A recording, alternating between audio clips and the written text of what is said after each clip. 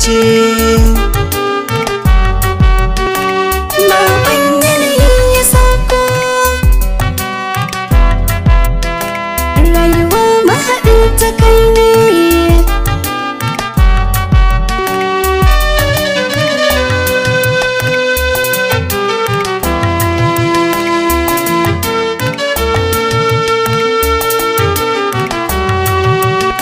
Sabon yanayi ya sauko kan soyayya, haƙuri mu saka a rai kar da mu kauce hanya.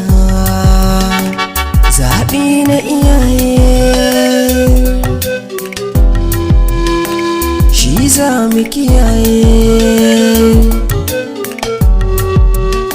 So ya zama sarƙa ya mamaye duk jikina, in ba mahaɗina ina rai za ya kwana.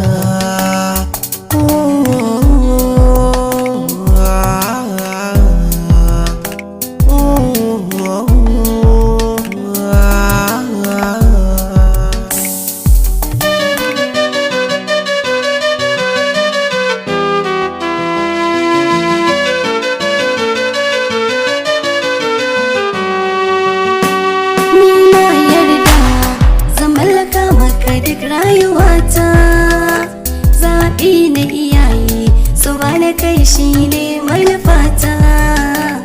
Ni kai na riga ba za ni saka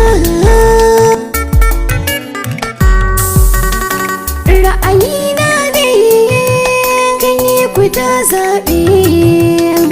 Komai ka biɗa ne alkawar zanabi.